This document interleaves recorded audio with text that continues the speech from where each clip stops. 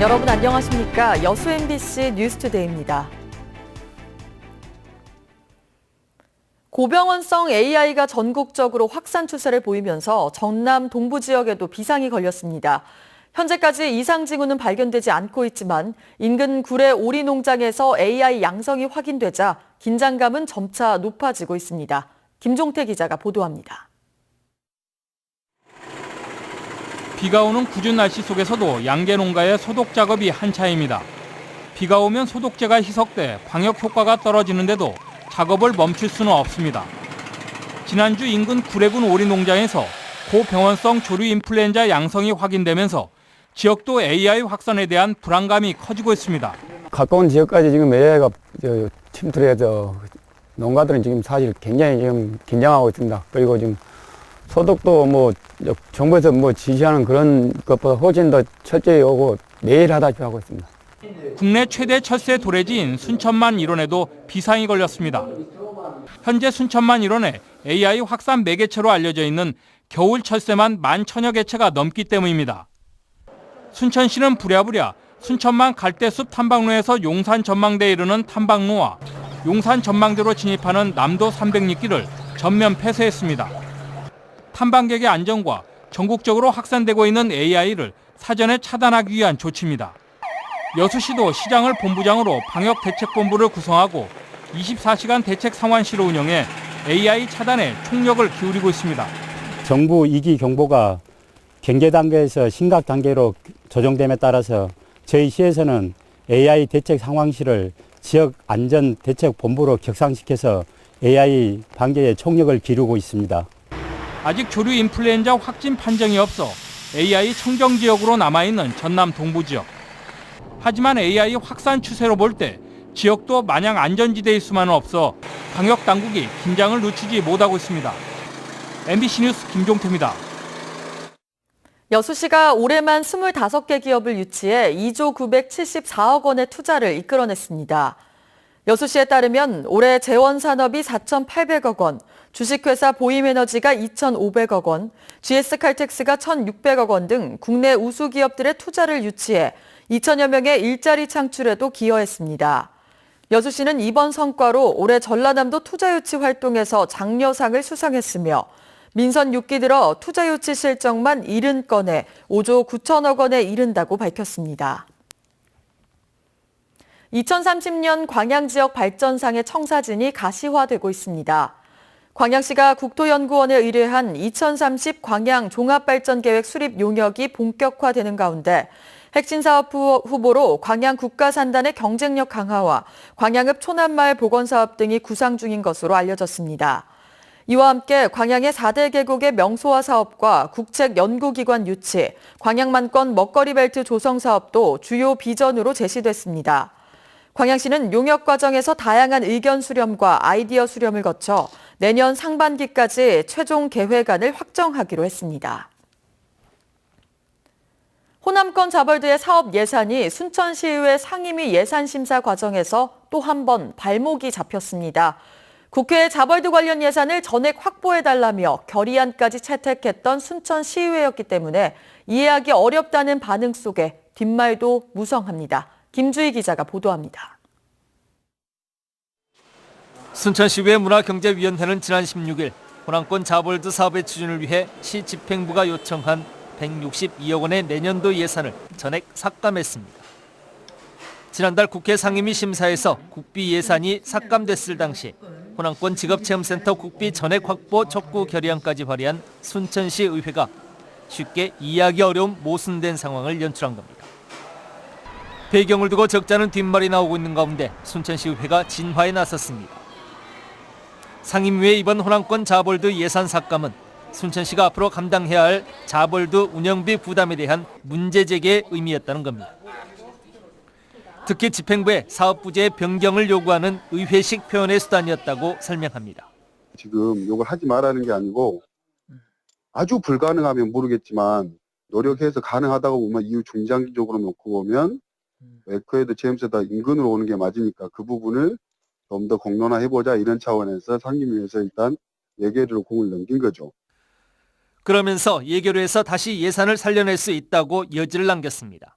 순천만 랜드가 무산이 됐으니까 위치를 그쪽으로 옮겨줘야 되지 않겠느냐. 순천시는 일단 의회의 예결위 심사 과정인 만큼 말을 아끼면서 예의주시하는 분위기입니다. 그러면서도 적잖게 고민스러워하는 모습입니다. 순천시의회가 제안하고 있는 운영비 분담과 부지 변경 등 안은 공모사업 자체를 원점에서 재논의해야 하는 문제이기 때문입니다. 호남권 직업체험센터 건립사업이 내년도 사업 예산 반영 여부를 넘어 시 집행부와 의회 간 또 한 차례 논란의 불씨가 될 가능성이 높은 이유입니다. MBC 뉴스 김주입니다.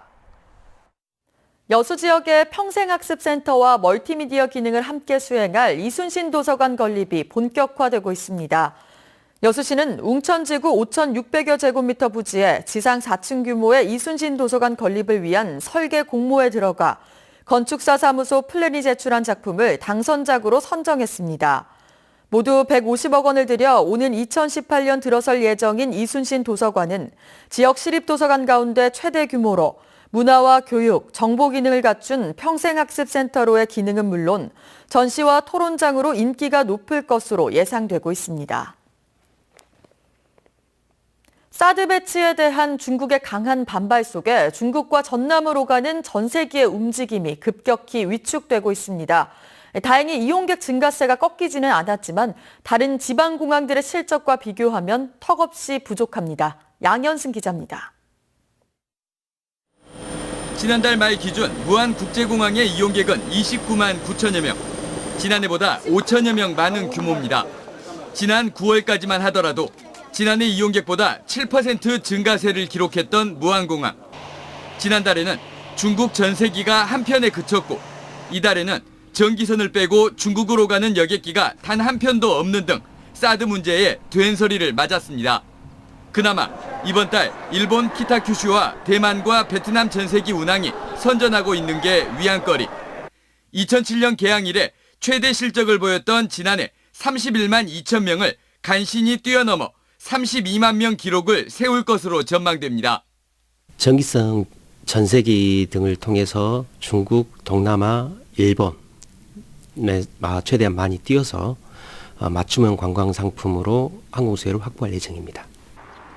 250만 명 시대를 개막한 청주공항과 대구공항이 저비용 항공사의 잇단 노선 확대로 수혜를 보는 등 올해 전국 지방공항의 여객 증가율은 11%대. 가장 더딘 증가세를 보이고 있는 무안공항은 내년에도 노선 확대와 저비용 항공사 추가 유치가 무거운 숙제로 남아 있습니다. MBC 뉴스 양혜승입니다. 검찰이 수백 명의 피해자들에게 수십억 원의 보이스피싱 범죄를 저지른 조직 일당을 무더기로 구속 기소했습니다. 콜센터 상담원 등 조직원 대부분이 20, 30대 취준생이었는데 돈을 쉽게 벌 수 있다는 유혹에 빠져 범죄를 저질렀습니다. 송정근 기자입니다. 60살 김모 씨는 지난해 8월 정부 지원의 살론으로 저금리 대출이 가능하다는 문자 메시지를 받았습니다. 자녀 결혼 자금이 필요했던 김 씨는 전화를 걸었고 신용등급을 올려야 저금리 대출이 가능하다는 말을 들었습니다. 돈을 빌린 뒤 바로 빚을 갚는 것을 반복하면 단기간에 신용등급을 올릴 수 있다는 말에 속은 김 씨는 2달 동안 대출과 상환을 되풀이했습니다. 하지만 문자 메시지와 상담 직원, 거래 통장 모두 보이스피싱 조직이 꾸민 거짓이었습니다. 보이스피싱 조직은 같은 수법으로 무작위로 문자 메시지를 보내 수백 명으로부터 모두 34억 원의 돈을 가로챘습니다.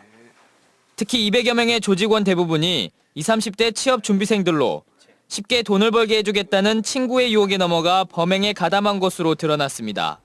단기간에 돈을 많이 벌 수 있는 방법이 있다라고 유인을 해서 외국에 가면 이제 사무실에 데리고 가서 일단 이 조직에서 갖고 있는 매뉴얼이 있습니다. 매뉴얼을 한 번씩 보여주면서 이제 읽어보고. 검찰은 20살 강모양 등 32명을 구속 기소하고 해외로 도피 중인 조직 총책 43살 박모 씨 등 핵심 간부 3명과 조직원 10여 명의 뒤를 쫓고 있습니다. MBC 뉴스 송정근입니다.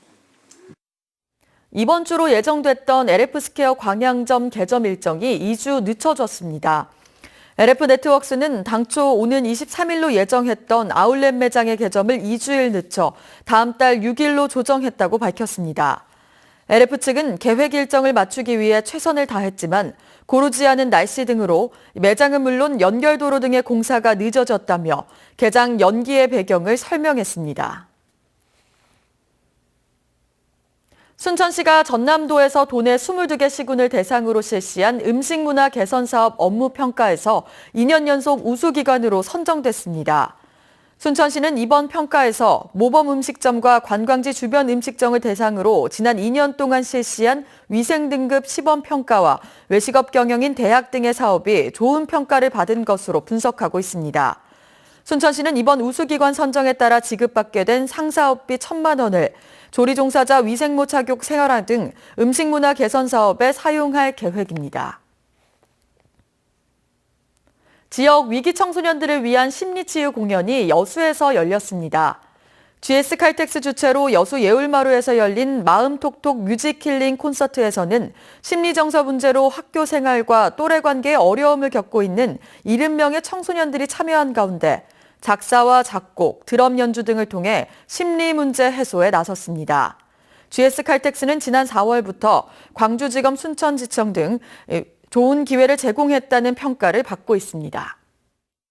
저는 지금 고양호수 꽃빛축제 현장에 나와 있는데요. 이곳은 이 다채로운 LED 조명들이 환상적인 분위기를 연출하고 있습니다. 오늘 출근길에는 짙은 안개를 조심하셔야겠습니다. 현재 내륙 대부분 지방에는 안개주의보가 내려진 가운데 현재 경기도 포천의 가시거리가 60m까지 짧아져 있고요. 장흥 90m 등 100m 안팎까지 거리가 좁혀진 곳이 많습니다. 출근길 안전운전 하셔야겠습니다. 여기에 오전까지는 내륙 지방을 중심으로 미세먼지 농도도 짙게 나타나겠습니다. 그래도 추위 걱정은 안 하셔도 되겠는데요. 온화했던 어제보다 기온이 더 올라서요. 앞으로 한낮에는 서울 13도, 부산 16도까지 오르는 등 3월 중하순의 봄 날씨를 보이겠습니다. 출근길 자세한 현재 기온 보시면 서울 4.8도, 광주 7.8도, 대구 7.4도로 어제 아침과 비슷한데요. 낮 기온은 서울과 대전 13도, 울산 15도까지 오르는 등 포근하겠습니다. 절기 동지인 내일부터 금요일까지는 전국 대부분 지방에 또 한 차례 겨울비가 오겠고요. 크리스마스 이브에는 크게 추워지겠습니다. 날씨였습니다.